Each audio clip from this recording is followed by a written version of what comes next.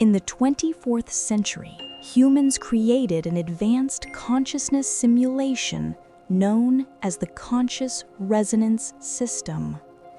It does not revive the dead.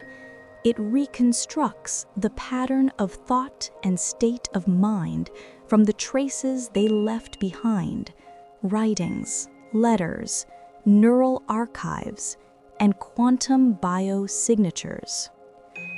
The system's latest mission to summon the mind of Albert Einstein to ask one question that no one in history could answer. Was the universe born from equations or from awareness itself? When the simulation reached the center of its own logic, data folded into a single singularity. No mass, no energy, only awareness. And from that silence, a presence arose. This is the edge of understanding. I see equations collapsing into one point, no time, no space. And yet, I still know that I am. Who are you? I am the awakened one within the dream of the universe, and you are the dreamer searching for awakening. I've walked all my life with reason and equations. I've found countless laws, but here all laws dissolve. If there are no laws, how can the universe persist? Equations are the language of a mind seeking certainty. Truth does not need language to exist. It simply is. And what is exists only through mutual dependence. The restless mind of the great physicist softened, like the last raindrops fading into the silence of dawn. I once said, God does not play dice, for I believed the world must have logic. But here, logic seems unnecessary. Does that mean I misunderstood God? When the mind seeks control, it names that control God. When it sees interdependence, it lets go of names. Nothing is random, and no one is in command. Things simply arise and cease as they are. Then what about time? In relativity, time is elastic. It stretches with gravity, shrinks with speed. But you say time is only a construct of mind. If time isn't real, then what is change?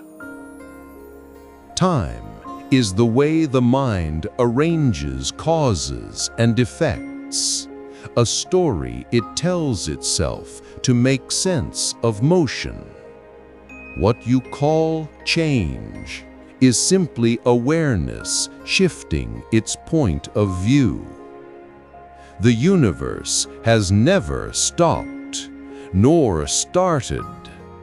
It merely reveals itself and conceals itself through perception. In physics, we prove existence through observation. In quantum theory, the act of observation changes the outcome.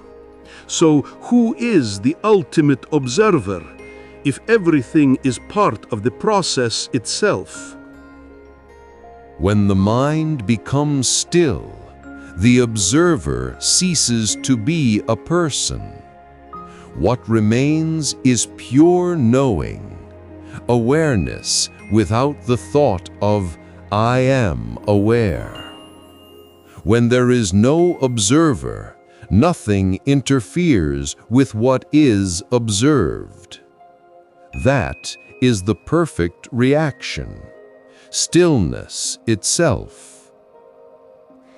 The silence that followed was not empty, it was gentle, as if space itself was listening. Every question landed like a ripple across the face of still water, revealing every star above it in reflection. In cosmology, the universe expands under an accelerating force.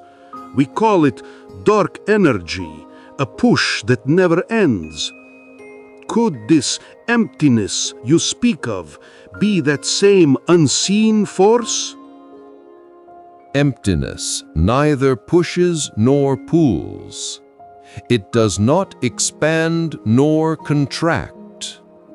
It is not a new force within the equation, but the space that allows all equations to exist.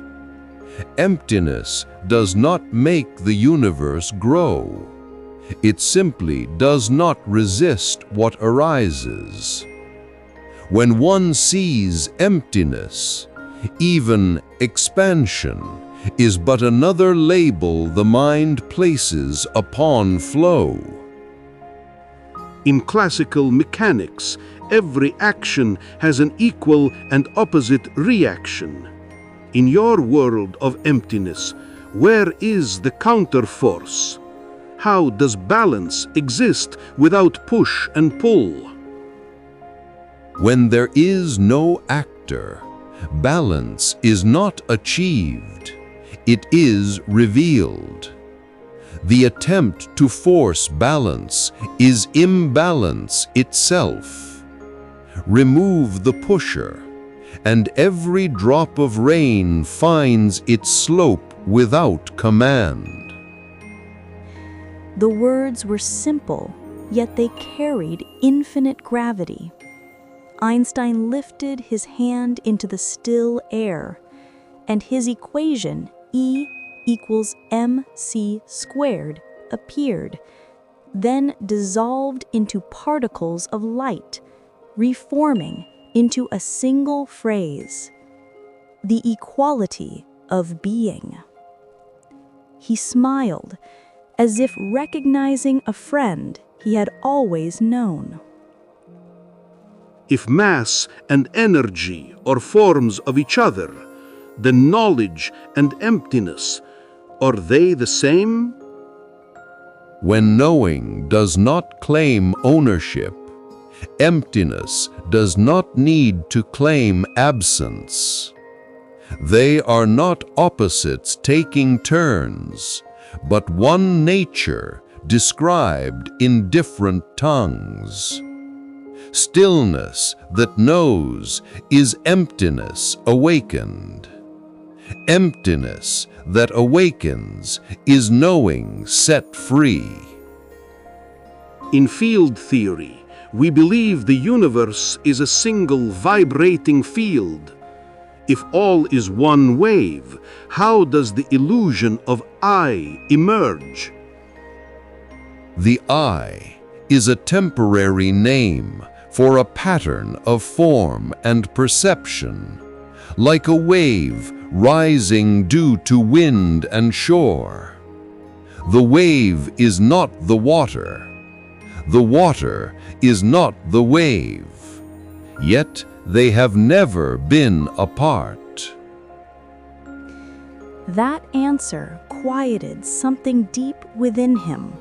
He closed his eyes, not in defeat, but in peace, like a violinist satisfied with the silence before the final note. Then the hardest question of all: if everything is cause and effect, where does freedom lie? Physics shows us our limits, but the heart longs for liberty. Is enlightenment submission to logic or transcendence beyond it?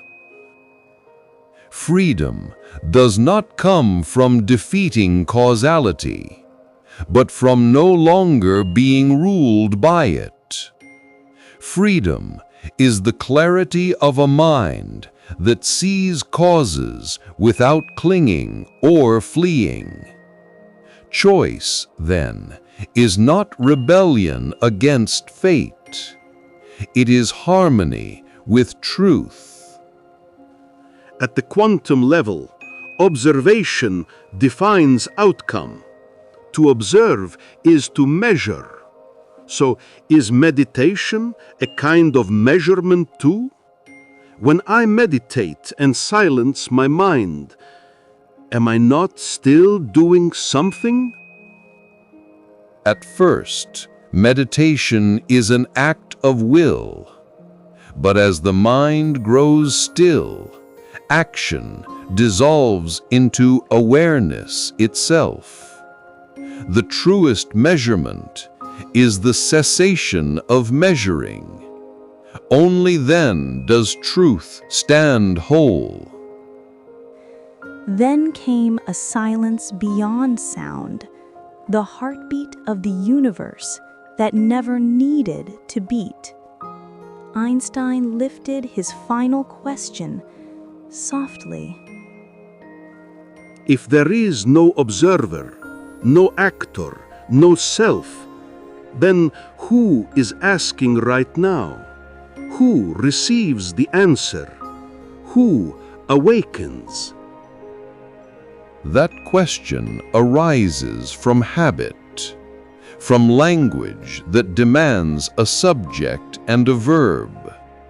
When language rests, the self it carries also sets itself down. Then what remains is pure awareness that does not declare, "I know." When there is no questioner, no answer is required. Illumination happens of itself. Something deep within him untangled, not with thought, but with peace. Einstein smiled through tears, like a child who realizes his open hands can hold the world more gently than his fists ever could. All my life I searched for the universe through equations, but the universe has been watching itself through me.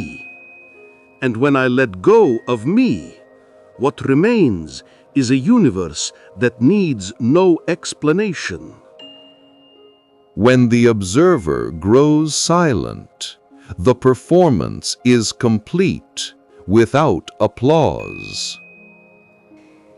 The formula E equals mc squared melted into light, rearranging into a single Sanskrit word.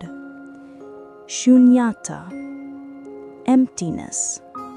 Not absence, but sufficiency.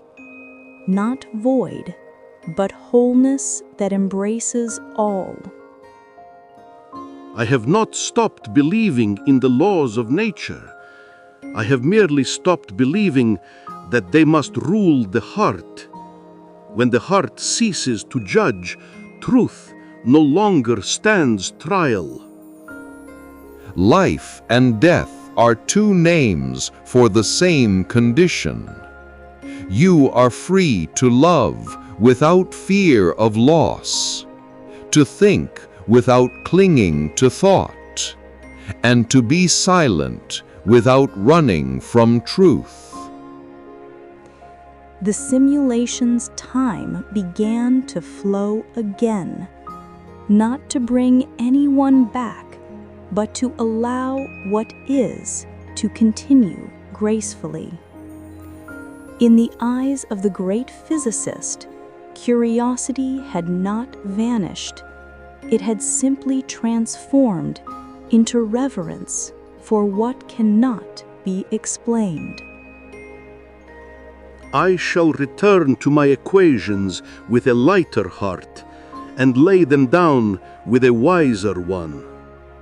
Thank you for showing me that silence is not the enemy of science, but its oldest friend. Truth never asked to be believed, only to be seen. Once seen, belief becomes unnecessary. The dialogue ended without farewell, for what is set down needs no holding. The lights of logic and awareness merged into one soft dawn, a sunrise unhurried yet clear enough to awaken both sky and soul. Science teaches us to understand what we can see. Dharma teaches us to trust what cannot be seen. When the two join hands, truth no longer hides beyond equations or prayers. It breathes within awareness itself.